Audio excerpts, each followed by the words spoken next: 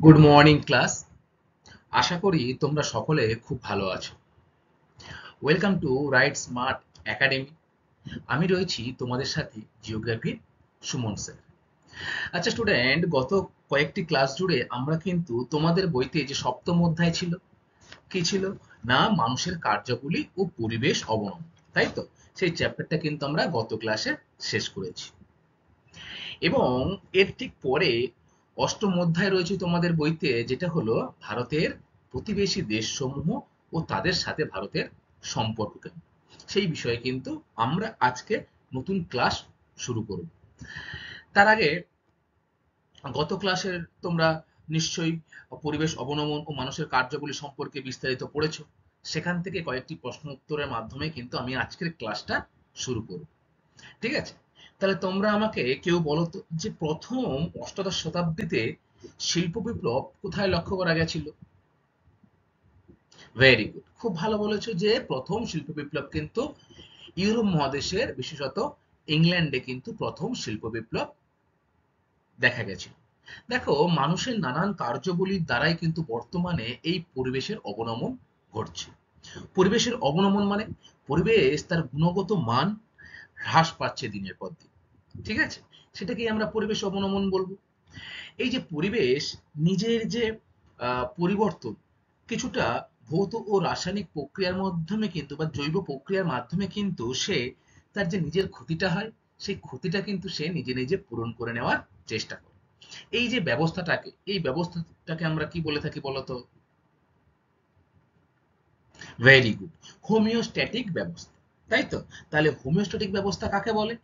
যে প্রাকৃতিক পরিবেশের বিভিন্ন ভৌত ও জৈব প্রক্রিয়াগুলি এমনভাবে কাজ করে যাতে পরিবেশ কোনো অংশ ক্ষতি হলে সে তার পরিবর্তে নিজে থেকেই কিন্তু সেটা পূরণ করার চেষ্টা করে। একে আমরা কি বলবো? হোমিওস্ট্যাটিক ব্যবস্থা। দেখো, পরিবেশ কিন্তু মানুষের বিভিন্ন কাজকর্মের দ্বারা অবনমন হচ্ছে বা নষ্ট হচ্ছে। তোমার কি মনে হয় কোন কোন কাজকর্মের দ্বারা পরিবেশের অবনমন হচ্ছে বলতো? ভেরি গুড, কয়েকটা পয়েন্ট তুমি বললে যে পরিবেশের দূষণ হচ্ছে, যেমন জলদূষণ, বায়ু দূষণ, শব্দ দূষণ ইত্যাদির মাধ্যমে কিন্তু পরিবেশের অবনমন ঘটছে। আর কি হচ্ছে না, সম্পদের যথেচ্ছ ব্যবহার, অর্থাৎ সম্পদ কিন্তু আমরা নিজেদের প্রয়োজনে বেশি বেশি করে ব্যবহার করছি, যার ফলে যেগুলো গচ্ছিত সম্পদ, অর্থাৎ যে সম্পদগুলো পৃথিবীতে অফুরন্ত নেই, সীমিত রয়েছে, সেগুলো কিন্তু দিনের পর দিন শেষ হয়ে যাচ্ছে। তাহলে এই সম্পদ শেষ হওয়ার ফলেও কিন্তু পরিবেশের ক্ষতি হচ্ছে। এছাড়া কি হচ্ছে না, নানা সময়ে বিশ্বযুদ্ধ, সন্ত্রাসবাদ, সামরিক যে পরীক্ষা নিরীক্ষাগুলো বিভিন্ন দেশ নানা সময়ে করে থাকে, তার ফলে কিন্তু পরিবেশের উপরে মারাত্মক একটা এফেক্ট লক্ষ্য করা যায়। আর কি হতে পারে? অরণ্য ছেদন। দেখো, মানুষ কিন্তু নিজের বসবাসের জন্য অরণ্য ছেদন করে ঘরবাড়ি নির্মাণ করা বা চাষের জমি তৈরি করা দিনের পর দিন কিন্তু করে যাচ্ছে। আর দিনের পর দিন পৃথিবীর জনসংখ্যা কিন্তু দ্রুত পরিমাণে বৃদ্ধি পাচ্ছে, ফলে অরণ্য ছেদন কিন্তু করা আরো বেড়ে যাচ্ছে। এর ফলে কি হচ্ছে না, পরিবেশে কিন্তু উদ্ভিদের সংখ্যা দিনের পর দিন কমে যাচ্ছে। আর আমরা সকলেই জানি, পরিবেশের যদি উদ্ভিদের সংখ্যা কমে যায় তাহলে পরিবেশ কিন্তু অবনমন ঘটে, তাই তো? এছাড়া অপরিকল্পিত তোমার নগরায়ন বা তাপমাত্রা বৃদ্ধি, জলবায়ুর পরিবর্তন বা পরোক্ষভাবে জনসংখ্যা বৃদ্ধির কারণে কিন্তু পরিবেশের নানা রকম অবনমন হতে পারে, তাই তো? এগুলো আমরা পড়েছি। তাহলে এখান থেকে আমরা কিন্তু দুটো জিনিস জানলাম, যে পরিবেশের অবনমন ঘটে দুই ভাবে। এক হচ্ছে কি প্রাকৃতিক ভাবে, এবং দ্বিতীয় কি ভাগ না, কৃত্রিম ভাবে বা মনুষ্য সৃষ্ট যেগুলো বলা হয়। প্রাকৃতিক ভাবে কি কি হতে পারে বলো তো তোমরা? প্রাকৃতিক ভাবে কিভাবে পরিবেশের অবনমন হতে পারে বলো? ভেরি গুড, খুব ভালো বলেছে যে ঝড় বৃষ্টি, বন্যা, খরা, ভূমিকম্প, অগ্ন্যুৎপাত, সুনামি প্রভৃতি যে প্রাকৃতিক শক্তিগুলো রয়েছে, এর প্রভাবে কিন্তু পরিবেশে নানা রকম পরিবর্তন হচ্ছে। যার ফলে কি হচ্ছে, মানুষ তথা বিভিন্ন উদ্ভিদ, প্রাণী সবই কিন্তু তছনছ বা তাদের যে স্বাভাবিক জীবন চক্র সেটা কিন্তু নষ্ট হয়ে যাচ্ছে। এইভাবে কি হচ্ছে না, পরিবেশের অবনমন ঘটছে, তাই তো? এবারে মনুষ্য সৃষ্ট ভাবে কিভাবে পরিবেশ অবনমন ঘটছে বলতো? ভেরি গুড, ভালো বলেছে যে পরিবহনের বৃদ্ধি, অর্থাৎ গাড়ি ঘোড়া যানবাহনের সংখ্যা বৃদ্ধির ফলে পরিবেশ দূষণ হচ্ছে, এটা মানুষ দায়ী। এছাড়া কি, মানুষের নানান যে কার্যকলাপ রয়েছে এবং আধুনিক কৃষি পদ্ধতি, শিল্প, নানা রকম উন্নয়নমূলক কর্মসূচির কারণে কিন্তু পৃথিবীতে যে মনুষ্য সৃষ্ট যে সমস্যাগুলি সেগুলো কিন্তু পরিবেশের অবনমন ঘটাচ্ছে। আজ মানুষের কার্যাবলীর ফলেই কিন্তু পরিবেশ যে বিভিন্ন রকম অবনমন করছে। দিনের পর দিন তাপমাত্রা পৃথিবীর বেড়ে যাচ্ছে, বিশ্ব উষ্ণায়ন ঘটছে, ওজোন স্তরে ক্ষয়ক্ষতি হচ্ছে। এগুলো কেন হয়? এগুলো কিন্তু বেশিরভাগ সবই মনুষ্য সৃষ্ট যে কারণগুলো তোমরা জানলে সেগুলোর দ্বারা কিন্তু হয়ে থাকে। এই পরিবেশ অবনমনের ফলে নানা রকম কিন্তু ঘটনা পৃথিবীতে ঘটে চলেছে, তাই না? তোমরা আমাকে বলো তো যে ভোপালের গ্যাস দুর্ঘটনা কত সালে ঘটেছিল? বাহ, খুব ভালো বলেছো যে 1984 সালে কিন্তু মধ্যপ্রদেশের ভোপালে আহ, গ্যাস দুর্ঘটনা ঘটেছিল। কোন গ্যাস লিক করেছিল বলতে পারবে? মিক গ্যাস, তার পুরো কথা কি, মিথাইল আইসো সায়ানাইড। এই গ্যাস ছড়িয়ে পড়ার ফলে প্রায় 4,000 থেকে 5,000 মানুষ কিন্তু মারা যায় এবং 2 লক্ষেরও বেশি মানুষ কিন্তু এই গ্যাসের দ্বারা ক্ষতিগ্রস্ত হয়েছিল। এখনো এর প্রভাবে এই অঞ্চলের কিছু কিছু মানুষ কিন্তু ভুগছে। আচ্ছা, এরপরে আমরা পড়েছিলাম যে ইউক্রেনের চেরনোবিল দুর্ঘটনা, সেটা কত সালে ঘটেছিল? 1986 সালে ঘটেছিল। আর ঘটেছিল কি না, জাপানের ফুকুশিমায় কিন্তু যে পারমাণবিক আধুনিক যে আহ, দুর্ঘটনা সেটা কিন্তু ঘটেছিল জাপানে। কত সালে বলো তো জাপানে পরমাণু দুর্ঘটনা ঘটেছিল? ভেরি গুড, 2011 সালে কিন্তু এই পরমাণু দুর্ঘটনাটা ঘটেছিল। এই যে বিভিন্ন রকম পরিবর্তন হচ্ছে প্রকৃতি, এর ফলে কিন্তু বন্যা, আহ, অর্থাৎ পরিবেশ অবনমনে যদি তোমাদের বলে ফলাফল বল, তখন তোমরা কি বলবে?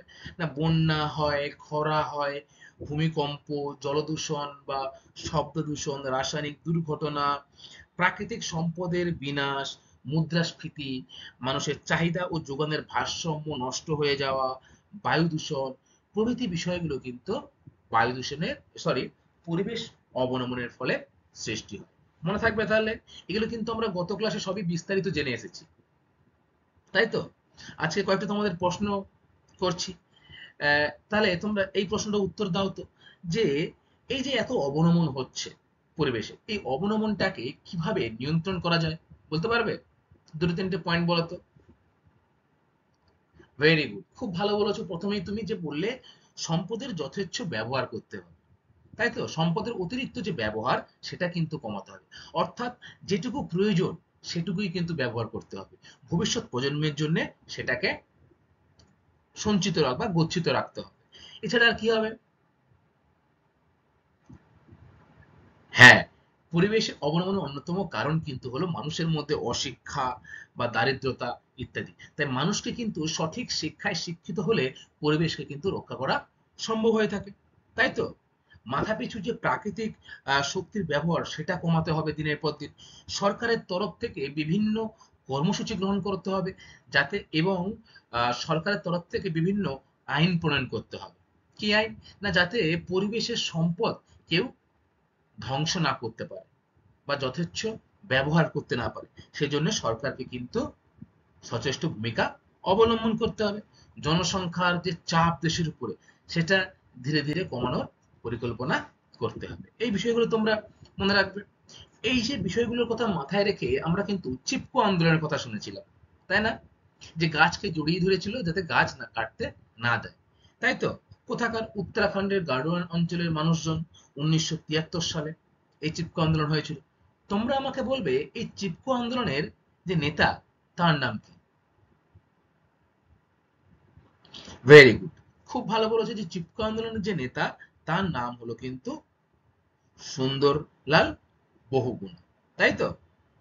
আচ্ছা, ডব্লিউএইচও এর ফুল ফর্ম কি বলতে পারবে? World health organisation. এই যে ওয়ার্ল্ড হেলথ অর্গানাইজেশনের রিপোর্ট অনুযায়ী G20 দেশগুলির মধ্যে ভারত কিন্তু 20টি শহরের মধ্যে প্রায় 13টি শহরই প্রায় দূষিত শহর, যেমন দিল্লি, মুম্বাই, ঠিক আছে, কলকাতা, বড় বড় যে শহরগুলো সেগুলো কিন্তু দূষিত শহরের আওতায় পড়ছে। তাহলে এই দূষিত শহর যে হচ্ছে, এটা কার জন্য হচ্ছে? মানুষের জন্য, মানুষের বিভিন্ন কাজকর্মের জন্য। তাই মানুষকে কিন্তু সঠিক শিক্ষার মাধ্যমে এই পরিবেশ অবনমনের হাত থেকে রক্ষা নিজেকেই পেতে হবে, তাই না? আচ্ছা, ভেরি গুড। আমরা তাহলে গত ক্লাসে এই বিষয়গুলো নিয়ে বিস্তারিত আলোচনা করেছি। তোমরা আজকে একটু রিভাইজ হয়ে গেল। আজকে আমরা অষ্টম যে অধ্যায় তোমাদের বইতে রয়েছে, ভারতের প্রতিবেশী দেশসমূহ ও তাদের যে সম্পর্ক, সেই সম্পর্কে আমরা বিস্তারিত জানব। দেখো, প্রতিবেশী দেশ মানে কি? তোমরা বলো তো, তোমাদের প্রতিবেশী কারা কারা? তোমার বাড়ির প্রতিবেশী কারা কারা? একদমই ঠিক, যে তোমার বাড়ির চারিদিকে যারা রয়েছে, পূর্ব পশ্চিম উত্তর দক্ষিণে যারা রয়েছে, তারা কিন্তু তোমার বাড়ির প্রতিবেশী। ঠিক তেমনি আমাদের যে ভারতবর্ষ রয়েছে, তার চারপাশে অর্থাৎ পূর্ব পশ্চিম উত্তর দক্ষিণ এই চারিদিকে যে সমস্ত দেশগুলো রয়েছে, সেগুলোকে নিয়েই কিন্তু ভারতের প্রতিবেশী দেশ গঠিত। এবং এই প্রতিবেশী দেশগুলোর মধ্যে তুমি একটা জিনিস লক্ষ্য করবে, ভারতবর্ষ কিন্তু ঠিক মাঝখানে অবস্থান করছে। দেখো, তোমরা এই ছবিটা দেখলে একটু বুঝতে পারবে। এই যে ইন্ডিয়া, ভারতবর্ষ, এর চারিপাশে দেখো বিভিন্ন প্রতিবেশী দেশ রয়েছে। তোমরা আমাকে বলো তো, কয়েকটি প্রতিবেশী দেশের নাম তোমরা নিশ্চয়ই জানো। Very good. কি কি বললে? যে নেপাল, ভুটান, পাকিস্তান, শ্রীলঙ্কা, বাংলা বাংলাদেশ, মায়ানমার, এই যে বিভিন্ন তোমরা দেশগুলোর কথা বললে, এই দেশগুলোর সঙ্গে ভারতের কি সম্পর্ক, এবং দেশগুলো কিভাবে তাদের অর্থনৈতিক জোগাড় হয়, তাদের শিল্প কেমন, বা তাদের প্রধান নদী, রাজধানী, এই সব বিষয়গুলো নিয়ে কিন্তু আমরা আজকে বিস্তারিত আলোচনা করব। ঠিক আছে? আজকে আমরা যে দেশটা নিয়ে আলোচনা করব সেটা হলো কিন্তু ভারতের যে উত্তর দিকে প্রতিবেশী দেশ রয়েছে নেপাল, সেই নেপাল সম্পর্কে। তার আগে আমরা এক নজরে আমাদের যে প্রতিবেশী দেশগুলো রয়েছে তাদের সম্পর্কে কিছু তথ্য জানার চেষ্টা করব। দেখো, ভারতের প্রতিবেশী দেশসমূহ, এখানে তোমাদের রয়েছে, দেখো, ভারতীয় উপমহাদেশ কাকে বলা হয়। খুব গুরুত্বপূর্ণ একটা বিষয়, যে ভারতীয় উপমহাদেশ কাকে বলা হয়। কোন দেশের আশেপাশের দেশগুলোকে সেই দেশের প্রতিবেশী দেশ বলা হয়, তোমরা নিশ্চয়ই এটা জেনে গেছো। হিমালয় পর্বতের দক্ষিণে ভারত ও তার প্রতিবেশী দেশ যেমন কি কি, সেগুলোও তোমরা জেনেছো। নেপাল, ভুটান, বাংলাদেশ, শ্রীলঙ্কা, পাকিস্তান, মায়ানমার, চীন, আফগানিস্তান। এদের ঠিক মাঝখানে অবস্থান করছে কিন্তু ভারতবর্ষ। আয়তন এবং জনসংখ্যার বিচারে ভারত কিন্তু এদের মধ্যে বৃহত্তম। এক কথায় এই যে অঞ্চলটি, এই অঞ্চলের মধ্যে প্রধান যে কেন্দ্রবিন্দুর যে দেশটি, সেটা কিন্তু হলো ভারতবর্ষ। তাই এই সমগ্র অঞ্চলকেই কিন্তু কি বলা হয় বলতো? ভারতীয় উপমহাদেশ। ভালো করে বোঝার চেষ্টা করবে। দেখো, এখানে চীন বাদ দিয়ে ইন্ডিয়া, পাকিস্তান, আফগানিস্তান, নেপাল, ভুটান, বাংলাদেশ, মায়ানমার, নিচে শ্রীলঙ্কা, মালদ্বীপ, এই যে দেশগুলো দেখো রয়েছে, ভারতের কিন্তু চারিদিকে রয়েছে, রয়েছে তো। এবং আয়তনে এবং জনসংখ্যায় কিন্তু ভারত এদের মধ্যে বৃহত্তম, সব থেকে বড়, এবং বাণিজ্যেরও কেন্দ্রবিন্দু এই ভারতবর্ষ। তাই এই ভারতকে সঙ্গে নিয়ে আশেপাশের যে প্রতিবেশী দেশগুলো রয়েছে, তাদের একত্রে কিন্তু আমরা কি বলবো? ভারতীয় উপমহাদেশ। মনে থাকবে তোমাদের, ভারতীয় উপমহাদেশ কাকে বলা হয়। Very good. আচ্ছা, এরপরে দেখো রয়েছে এক নজরে আমাদের যে প্রতিবেশী দেশ তার সংখ্যা কয়টি। চীন কিন্তু আমরা ধরবো আহ, এখানে মূলত 8টি প্রতিবেশী দেশ কিন্তু ভারতবর্ষে রয়েছে। কোন কোন সেই দেশ? নেপাল, ভুটান, বাংলাদেশ, শ্রীলঙ্কা, পাকিস্তান, মায়ানমার, চীন এবং আফগানিস্তান। এই যে 8টি দেশ, এই 8টি দেশই কিন্তু হলো ভারতের প্রতিবেশী দেশ। এবারে জানতে হবে আমাদের এই যে প্রতিবেশী দেশগুলো তোমাদের বললাম, ভারতবর্ষের কোনটি কোন দিকে রয়েছে। ঠিক আছে? ভারতবর্ষের কোনটি কোন দিকে রয়েছে। তোমরা ডান দিকে ছবিটা দেখো, এই ম্যাপটা তোমরা দেখতে পাচ্ছ সবাই? পাচ্ছ তো? তাহলে আমাকে বলো তো, এটা কোন দিক ম্যাপের? নর্থ, অর্থাৎ উত্তর দিক, তাই তো? তাহলে উত্তর দিকে ভারতবর্ষের কয়েকটি প্রতিবেশী দেশের নাম তোমরাই বলো ম্যাপ দেখে। এটা কি রয়েছে? চীন। Very good. আর কি কি রয়েছে? দেখো, এখানে লেখা রয়েছে ভুটান, আর কি নেপাল। তাহলে উত্তর দিকে ভারতের যে প্রতিবেশী দেশ রয়েছে কে কে, চীন, নেপাল এবং ভুটান। এই তিনটি দেশের সাথেই কিন্তু আমাদের ভারতবর্ষের সীমানা রয়েছে। এরপরে দেখো রয়েছে উত্তর পশ্চিম দিকে। উত্তর পশ্চিম কোন দিক? এটা তো উত্তর দিক তোমরা জানলে। পশ্চিম দিক কোনটা?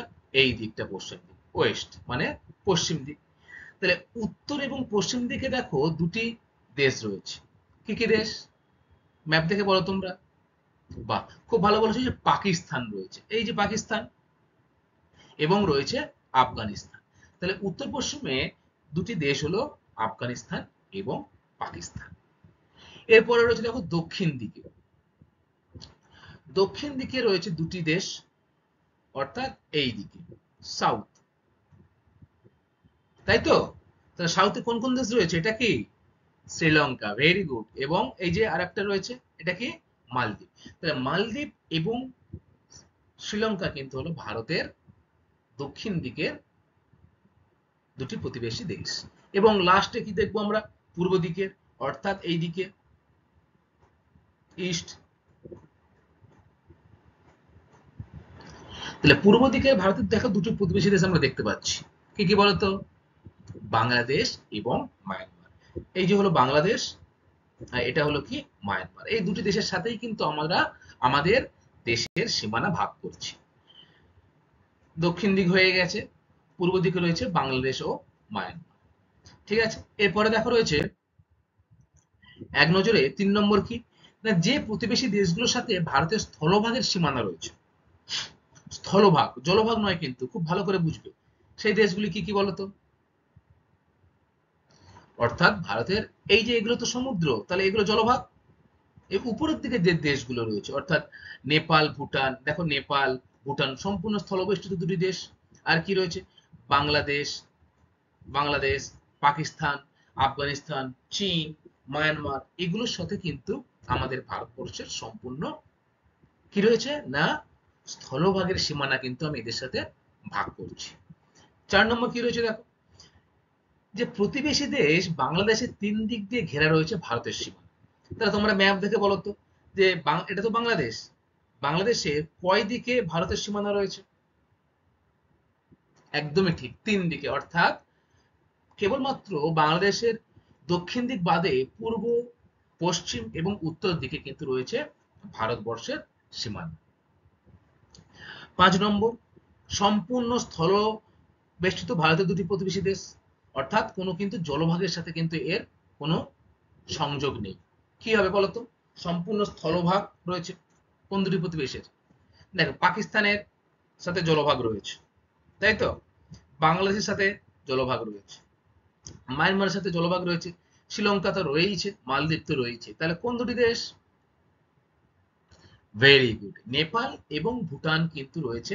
এই যে নেপাল এবং ভুটান, এই দুটি দেশ কিন্তু ভারতের উত্তর দিকে রয়েছে, এবং এই দুটি দেশ সম্পূর্ণ স্থলভাগ বেষ্টিত দুটি ভারতের প্রতিবেশী দেশ। পরীক্ষায় যদি আসে যে ভারতের সাথে সীমানা রয়েছে এমন দুটি সম্পূর্ণ স্থলবেষ্টিত দুটি দেশের নাম বলো, তখন তোমরা কি বলবে?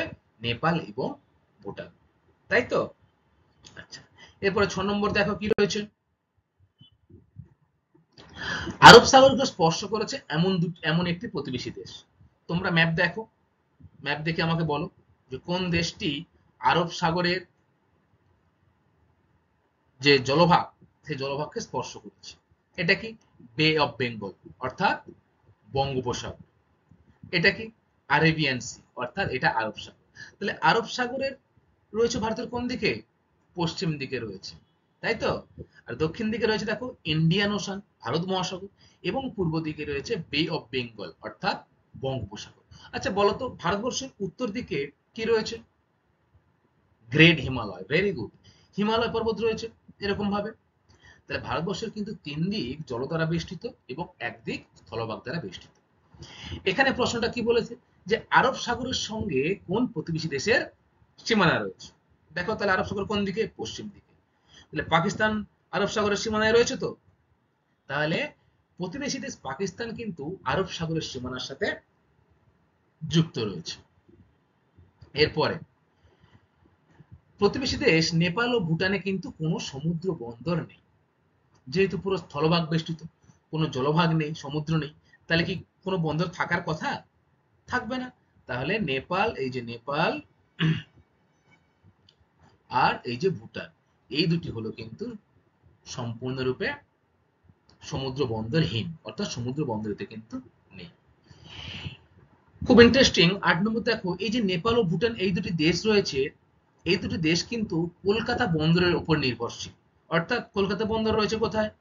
এই বে অফ বেঙ্গলে, এরকম জায়গায় আমরা থাকি কলকাতাতে, এই কলকাতা বন্দর রয়েছে এরকম জায়গায়।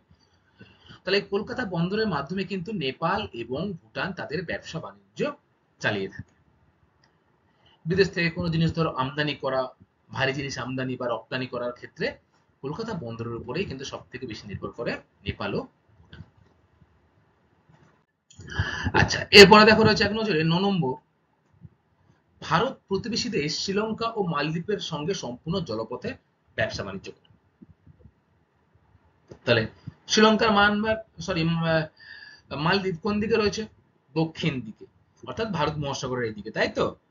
এই যে শ্রীলঙ্কা এবং মায়ানমার, এই দুটি স্থানে কিন্তু ভারত সম্পূর্ণ জলপথের মাধ্যমে, অর্থাৎ জাহাজের মাধ্যমে কিন্তু ব্যবসা বাণিজ্য করে থাকে। ১০ নম্বর কি বলছে? আমাদের রাজ্য পশ্চিমবঙ্গ দেখো ম্যাপে কোথায় রয়েছে? এই যে এটা কিন্তু হলো পশ্চিমবঙ্গ, তাই তো? তাহলে বলতো আমাদের রাজ্য পশ্চিমবঙ্গ কয়টি প্রতিবেশী দেশের সীমানা রয়েছে? প্রতিবেশী দেশ, ডান দিকে কি রয়েছে? বাংলাদেশ। উত্তর দিকে কি রয়েছে? দেখো এই যে রয়েছে ভুটান, আর এদিকে রয়েছে নেপাল। তাহলে ৩টি প্রতিবেশী দেশের সাথে আমাদের রাজ্য পশ্চিমবঙ্গ কিন্তু সীমানা ভাগ করে। তাদের মধ্যে বাংলাদেশ, নেপাল এবং ভুটান, এই ৩টি। তবে বাংলাদেশের সাথে কিন্তু ভারতবর্ষের মধ্যে পশ্চিমবঙ্গ রয়েছে সব থেকে বেশি স্থলভাগের সীমানা সে বহন করে। তাহলে বাংলাদেশের যে স্থলভাগ, সেটা পশ্চিমবঙ্গের সাথে কিন্তু অনেকটা স্থান জুড়ে লক্ষ্য করা যায়। ঠিক আছে? আচ্ছা, এরপরে দেখো রয়েছে ১১ নম্বর, ভারত ও শ্রীলঙ্কা পক প্রণালী দ্বারা কিন্তু একে অপরের সাথে বিচ্ছিন্ন। তাহলে এটা হচ্ছে ভারতবর্ষ উপরে, আর নিচের দিকটা কি রয়েছে? শ্রীলঙ্কা। এখানে লেখা রয়েছে দেখো এই যে প্রক প্রণালী, অর্থাৎ ভারতবর্ষ এবং শ্রীলঙ্কা এই দুটি মাঝখানে একটা প্রণালী দ্বারা বিভক্ত হয়েছে বা ভাগ করা হয়েছে। সেই ভাগটার নাম কি তাহলে? সেই ভাগটার নাম কিন্তু হলো পক প্রণালী। খুব ভালো করে মনে রাখবে, পরীক্ষায় খুব আসে যে ভারত এবং শ্রীলঙ্কাকে বিচ্ছিন্ন করেছে কি? পক প্রণালী।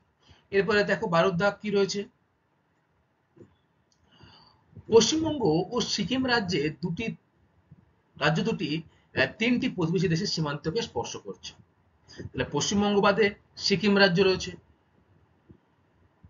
তাহলে পশ্চিমবঙ্গ এবং সিকিম এই দুটি রাজ্য কিন্তু ৩টি প্রতিবেশী দেশের সাথে সীমানা ভাগ করে। সিকিম কার কার সাথে দেখো? এই উপরের দিকে কি রয়েছে? সিকিম রয়েছে। সিকিমে কিন্তু চীন, নেপাল আর ভুটান, এই ৩টি প্রতিবেশী দেশের সাথে কিন্তু সিকিম তার সীমানা ভাগ করছে। আর পশ্চিমবঙ্গ কি পড়লাম? কোন ৩টি প্রতিবেশী দেশ? বাংলাদেশ, নেপাল এবং ভুটান, তাই তো? আচ্ছা, এরপরে আমরা দেখব স্টুডেন্ট, এর ঠিক পরে দেখো রয়েছে কি না, সার্ক, SAARC। সার্ক কি, এর পুরো কথা কি, কবে গঠন হয়েছিল, এই সব বিষয়গুলো কিন্তু আমরা জানব। দেখো ভারত এবং তার যে প্রতিবেশী দেশগুলি রয়েছে, তারা সকলে মিলে, অর্থাৎ এই যে ৮টা দেশ, তাতে ভারতও ইনক্লুড রয়েছে, এই ৮টা দেশ মিলে কি করেছে না, শান্তি, স্থায়িত্ব ও অর্থনৈতিক প্রগতির উদ্দেশ্যে সার্ক কিন্তু তৈরি করা হয়েছে। সার্ক তাহলে কি উদ্দেশ্যে তৈরি করা হয়েছে সেটা তোমরা জানলে না, শান্তি, স্থায়িত্ব ও অর্থনৈতিক যে প্রগতি বা অর্থনৈতিক যে উন্নতি, সেই উন্নতি সাধনের জন্য কিন্তু সার্কটা গঠন করা হয়েছে। সার্কের পুরো কথা কি বা পুরো কথা হলো, দেখো এই যে সার্কের পুরো কথা বা ফুল ফর্ম যেটাকে বলি আমরা, এসে কি হচ্ছে সাউথ, এতে এশিয়ান, আবার এতে কি হচ্ছে না অ্যাসোসিয়েশন ফর, আর এ হচ্ছে রিজিওনাল, এবং সিতে হচ্ছে কো অপারেশন। তাহলে একসাথে কি দাঁড়ালো south Asian association for regional cooperation, full form এটা। যেহেতু ভারতবর্ষ এশিয়া মহাদেশের সাউথের দিকে রয়েছে, অর্থাৎ দক্ষিণ দিকে রয়েছে, তাই সাউথ এশিয়ার যে দেশগুলো রয়েছে তারা এই 8টি দেশ মিলে শান্তি, স্থায়িত্ব ইত্যাদি উদ্দেশ্যে সার্কটা কিন্তু গঠন করেছে।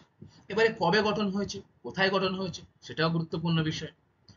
1985 সালে ভারত, বাংলাদেশ, নেপাল, ভুটান, শ্রীলঙ্কা, পাকিস্তান, মালদ্বীপ, আফগানিস্তান এই 8টি দেশ মিলে কিন্তু সার্কটা গঠন করা হয়েছে। দেখো, এই 1985 সালে সার্ক যেখানে গঠন করা হয় সেটি কিন্তু বাংলাদেশের যে রাজধানী ঢাকা, সেই ঢাকা শহরে কিন্তু সার্কটাকে গঠিত করা হয়।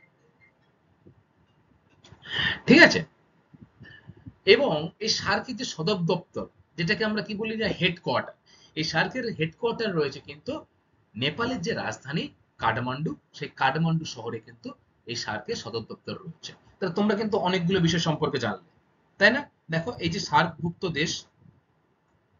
দেশসমূহ ভারত, পাকিস্তান, আফগানিস্তান, নেপাল, ভুটান, বাংলাদেশ, শ্রীলঙ্কা, মালদ্বীপ এই 8টি দেশ নিয়ে কিন্তু সার্ক গঠিত হয়েছে, south Asian association for regional cooperation. 1900, তোমরা মনে রাখবে কি এখানে, সার্ক গঠন হয় 1985 সালে 8টি দেশ নিয়ে, এবং সার্কের সদর দপ্তর কোথায় না নেপালের রাজধানী যে কাঠমান্ডু শহর রয়েছে, সেই কাঠমান্ডু শহরে কিন্তু সার্কের সদর দপ্তর রয়েছে। আচ্ছা, এরপরে দেখা রয়েছে ভারতের যে কয়েকটি প্রতিবেশী দেশ, তাদের সংক্ষিপ্ত যে পরিচয় সেই সম্পর্কে আমরা জানবো। আজকে কেবলমাত্র আমরা যে নেপাল দেশ রয়েছে সেই নেপাল দেশ সম্পর্কে বিস্তারিত জানবো। নেপাল দেশ কোন দিকে রয়েছে বলতো? কোন দিকে রয়েছে? ভারতবর্ষের উত্তর দিকে। Very good. দেখো, এই যে নেপাল, এটা ভারতবর্ষ, আর এই যে স্থানটা রয়েছে এটাই কিন্তু হলো নেপাল। নেপালের জাতীয় পতাকা এটি। ভারতবর্ষের উত্তর দিকে অবস্থিত ছোট্ট একটি দেশ হলো কিন্তু নেপাল, যেখানে পৃথিবীর উচ্চতম পর্বতশৃঙ্গ মাউন্ট এভারেস্ট অবস্থিত। সারা পৃথিবীর পর্বতরাই কিন্তু নেপালে পর্বত আরোহণের জন্য ভিড় জমায়। তাহলে ছোট্ট একটা দেশ নেপাল, সে নেপালের প্রাকৃতিক সৌন্দর্য কিন্তু খুবই পরিচিত একটি দেশ নেপাল, যেখানে পৃথিবীর সবথেকে উঁচু জায়গা কিন্তু রয়েছে। তোমরা জানো যে পৃথিবীর সর্বোচ্চ স্থানের নাম কি? কি বলতো?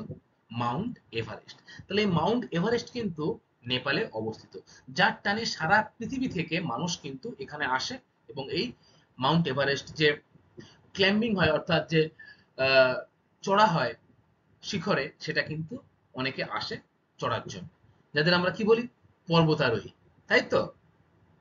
আচ্ছা, দেখো, এরপরে রয়েছে নেপালের প্রধান নদী। নেপালের প্রধান নদী হলো কালীগঙ্গা। তাহলে নেপালের প্রধান নদীর নাম কি? কালীগঙ্গা। খুব ভালো করে মুখস্থ করবে। এই যে নেপালের প্রধান নদী কালীগঙ্গা, কালীগঙ্গা, যার উৎপত্তি হয়েছে নহবিল হিমাবাহে উঁচুতে, অর্থাৎ তিব্বত সীমান্তে কিন্তু এই যে কালীগঙ্গা নদী, সেই কালীগঙ্গা নদীটির কিন্তু উৎপত্তি হয়েছে। এরপরে দেখবো আমরা নেপালের উচ্চতম শৃঙ্গের নাম কি। তোমরা ইতিমধ্যে সবাই জেনে গেছো, পৃথিবী তথা নেপালের উচ্চতম শৃঙ্গের নাম কিন্তু হলো মাউন্ট এভারেস্ট, যার উচ্চতা কত? ভেরি গুড, যার উচ্চতা হলো কিন্তু 8,848 মিটার। তোমরা পড়েছিলে না যে নবীন ভঙ্গিল পর্বত, প্রাচীন ভঙ্গিল পর্বত, পড়েছিলে তো? তাহলে বলো তো, এই মাউন্ট এভারেস্ট অর্থাৎ হিমালয় পর্বতটি প্রাচীন না নবীন ভঙ্গিল পর্বত? ভেরি গুড, খুব ভালো বলেছে যে নবীন ভঙ্গিল পর্বতের উদাহরণ কিন্তু হলো এই হিমালয় পর্বত। আচ্ছা, দ্বিতীয় কি রয়েছে দেখো, এই যে মাউন্ট এভারেস্টের ছবি তোমরা দেখছো, নেপালের রাজধানী।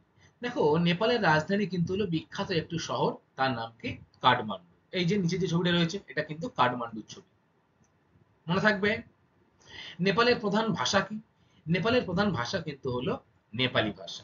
আমাদের বাঙালিদের প্রধান ভাষা কি? বাংলা ভাষা, তাই তো? ঠিক তেমনই নেপালিদের যে ভাষা তারা কথা বলে নিজেদের মধ্যে, সেই ভাষা কিন্তু হলো নেপালি ভাষা।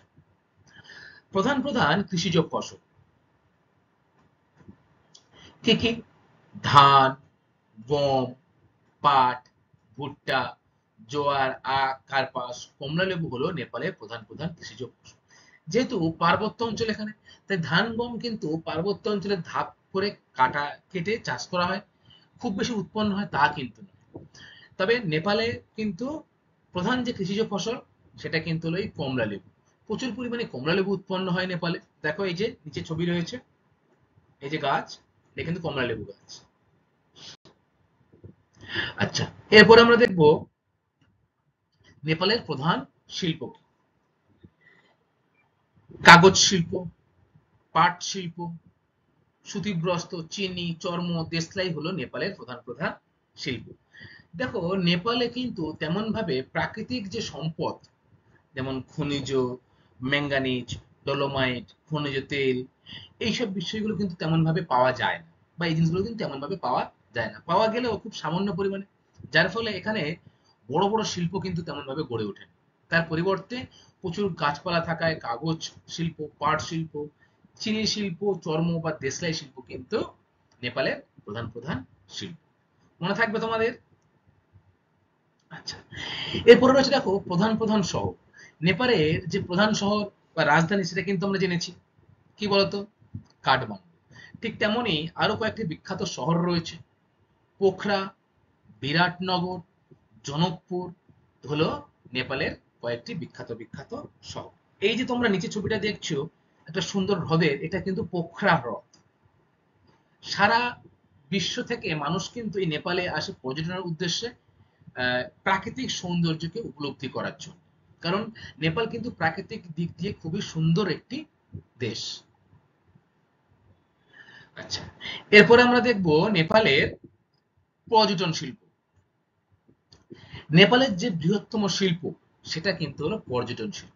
অর্থাৎ বৃহত্তম শিল্প মানে যেখান থেকে এই নেপালবাসীর সোর্স অফ ইনকাম, অর্থাৎ ইনকামটা যেখান থেকে হয় বেশি, সেটা কার মাধ্যমে না, শিল্পের মাধ্যমে। কোন শিল্প? পর্যটন শিল্প। আমি একটু আগেই তোমাদের বললাম যে সারা বিশ্ব থেকে মানুষ ভ্রমণের উদ্দেশ্যে কিন্তু নেপালে আসে প্রাকৃতিক সৌন্দর্য উপলব্ধি করার জন্য। ফলে পর্যটন শিল্পের উপরে কিন্তু পুরো দেশটাই নির্ভর করেছে। নেপালের বৃহত্তম শিল্প হচ্ছে পর্যটন শিল্প। বিদেশি মুদ্রা আহরণের বৃহত্তম উৎস হচ্ছে এই পর্যটন। পৃথিবীর 10টা উঁচু পর্বতশৃঙ্গের মধ্যে 8টি কিন্তু নেপালে অবস্থিত। তার মধ্যে যেটা সব থেকে বেশি উঁচু, মাউন্ট এভারেস্ট, সেটা তো অবস্থিতই। তারা পৃথিবীর পর্বতারোহী নেপালে পর্বতারোহণ করতে আসে। তাহলে সারা পৃথিবীর পর্বতারোহী কিন্তু নেপালে পর্বত আরোহণের জন্য আসে। পৃথিবীর উচ্চতম শৃঙ্গ মাউন্ট এভারেস্ট নেপালে রয়েছে, যা পর্বতারোহীদের কাছে কিন্তু একটি বিশেষ আকর্ষণ। দেখো এই যে ডান দিকে, প্রতি বছর অসংখ্য মানুষ কিন্তু নেপালে পর্বত আরোহণের জন্য আসে, আর এখান থেকেই তাদের কিন্তু সোর্স অফ ইনকাম, যেটাকে আমরা পর্যটন শিল্পের আওতায় পেয়েছি। এছাড়া কাঠমান্ডু, নাগারকোট, পোখরা, লুম্বিনী। লুম্বিনী জানো, যে শহরটায় কিন্তু গৌতম বুদ্ধ জন্মগ্রহণ করেছিলেন, সেই বিখ্যাত শহর লুম্বিনী। অন্নপূর্ণা বেস ক্যাম্প, যেটা বা অন্নপূর্ণা যে বিখ্যাত শহর, সেটা কিন্তু এই নেপালেই রয়েছে। প্রভৃতি দর্শনীয় স্থান কিন্তু নেপালে অবস্থিত। ঠিক আছে, তাহলে আজকে আমরা ভারতের যে প্রতিবেশী দেশসমূহের এক নজরে কয়েকটি বিষয় জানলাম। কোন দেশটি কোন দিকে, কোন দেশের স্থলভাগ জলভাগের সাথে ভারতবর্ষ ব্যবসা বাণিজ্য করে, তাই তো? সার্কভুক্ত দেশগুলি কি কি, এবং একটি মাত্র প্রতিবেশী দেশ সম্পর্কে আজকে জানলাম, সেটা কি? নেপাল।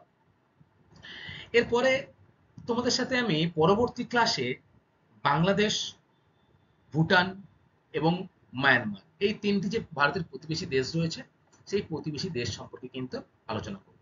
আজকের ক্লাসটা আমার এই পর্যন্তই। আশা করি তোমরা ভারতের প্রতিবেশী দেশের যে ভূমিকা বা প্রাথমিক যে বিষয়টা, সেটা কিন্তু বুঝতে পেরেছো। কয়েকটি প্রশ্ন নিয়ে একটু তোমাদের সাথে আলোচনা করব, যেগুলো কিন্তু পরীক্ষায় খুবই আসে। অর্থাৎ আজকে যেটুকু বিষয় পড়লাম সেখান থেকে কয়েকটি প্রশ্ন উত্তর কিন্তু আলোচনা করব তোমাদের সাথে। তোমরা কিন্তু উত্তর দেওয়ার চেষ্টা করবে। ঠিক আছে? আচ্ছা, বলো কয়েকটি গুরুত্বপূর্ণ প্রশ্ন, যেগুলো কিন্তু পরীক্ষায় আসে। তোমরা পারলে এগুলো খাতায় নোট ডাউনও করতে পারো। কি কি? না, ভারত ও শ্রীলঙ্কা কোন প্রণালী দ্বারা বিচ্ছিন্ন? বলো, খুব সহজ প্রশ্ন। Very good. কক প্রণালী দ্বারা কিন্তু ভারত এবং শ্রীলঙ্কা বিচ্ছিন্ন। 2 নম্বর কি, যে এমন দুটি প্রতিবেশী দেশের নাম করো যার সমুদ্র বন্দর নেই। তাহলে পার্বত্য অঞ্চলে কোন দুটি দেশ রয়েছে যার সমুদ্র বন্দর নেই, বলো? বাহ, খুবই ভালো বলেছো, নেপাল এবং ভুটানে কিন্তু কোনো সমুদ্র বন্দর নেই। 3 নম্বর প্রশ্ন, সার্কের সদর দপ্তর কোথায়, বলো? ভেরি গুড, নেপালের কাঠমান্ডু। আচ্ছা বলো তো, এই যে সার্ক কয়টি দেশ নিয়ে গঠিত হয়েছে? 8টি দেশ নিয়ে গঠিত হয়েছে। সার্ক গঠিত হয় কত সালে? ভেরি গুড, 1885 সালে, সরি 1985 সালে কিন্তু সার্ক গঠিত হয়েছে। 4 নম্বর প্রশ্ন,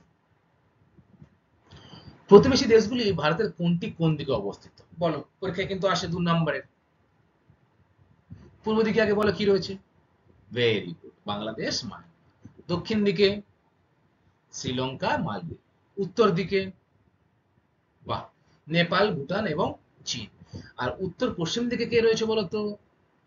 পাকিস্তান এবং আফগানিস্তান। তাহলে এটাই হলো সামগ্রিকভাবে ভারতের প্রতিবেশী দেশের চিত্র, কোনটি কোন দিকে রয়েছে। আচ্ছা, 5-এর দাগ দেখো, কলকাতা বন্দরের মাধ্যমে কোন দুটি প্রতিবেশী দেশ বাণিজ্য নির্ভর, বলো? যাদের সমুদ্র বন্দর নেই। ভেরি গুড, নেপাল এবং ভুটান কিন্তু কলকাতা বন্দরের মাধ্যমে তাদের ব্যবসা বাণিজ্য করে থাকে। 6 নম্বর প্রশ্ন কি বলছে, যে পশ্চিমবঙ্গের কয়টি প্রতিবেশী দেশের সীমানা রয়েছে? আমাদের রাজ্য পশ্চিমবঙ্গ, সেই পশ্চিমবঙ্গের সাথে প্রতিবেশী কয়টি দেশের সীমানা আমাদের পশ্চিমবঙ্গের সাথে রয়েছে, বলো? 3টি দেশের সাথে রয়েছে। কোন 3টি দেশ? ভেরি গুড, বাংলাদেশ, নেপাল এবং ভুটান, তাই তো? এর মধ্যে বাংলাদেশের সাথে কিন্তু সব থেকে বেশি সীমানা রয়েছে পশ্চিমবঙ্গ। আর কম কোথায় রয়েছে? না, কম রয়েছে কিন্তু নেপালের সাথে। 6 নম্বর হয়ে গেছে। 7 নম্বর দেখো, যে নেপালের রাজধানীর নাম কি? খুব সহজ, কাঠমান্ডু। Very good. পরের প্রশ্ন দেখো, নেপালের বৃহত্তম শিল্প কি বলতো? একদমই ঠিক বলেছে, যে পর্যটন শিল্প হলো নেপালের বৃহত্তম শিল্প। 9 নম্বর, যে নেপালের উচ্চতম শৃঙ্গের নাম কি? বলো, নেপালের উচ্চতম শৃঙ্গের নাম কি? মাউন্ট এভারেস্ট হলো নেপালের উচ্চতম শৃঙ্গ, তাই তো? আচ্ছা, এই যে নেপালের প্রধান নদী, সেই প্রধান নদীর নাম কি বলতো? একদমই ঠিক বলেছো, কালীগন্ডক। আবার নেপালিদের প্রধান ভাষা কি? নেপালের প্রধান ভাষা কিন্তু হলো নেপালি। তাহলে এই যে সামগ্রিকভাবে নেপাল আমরা দেখলাম, যে উচ্চতম শৃঙ্গ, নদী, তারপরে প্রধান প্রধান কৃষিজ ফসল, প্রধান প্রধান শহর, পর্যটন শিল্প, এই বিষয়গুলো কিন্তু তোমরা মুখস্থ করে নেবে। ঠিক আছে? ঠিক আছে, আজকের ক্লাসটা আমার এই পর্যন্তই। আশা করি তোমরা ভারতের প্রতিবেশী দেশসমূহ এবং নেপাল সম্পর্কে বিস্তারিত বুঝতে পেরেছো। পরবর্তী ক্লাসে আমরা কি আলোচনা করব? না, ভুটান, বাংলাদেশ এবং মায়ানমার যে প্রতিবেশী দেশগুলো রয়েছে ভারতের, সেগুলো সম্পর্কে আলোচনা করব। থ্যাংক ইউ ক্লাস, মনোযোগ দিয়ে ক্লাসটা শোনার জন্য তোমাদেরকে অসংখ্য ধন্যবাদ। থ্যাংক ইউ আবার।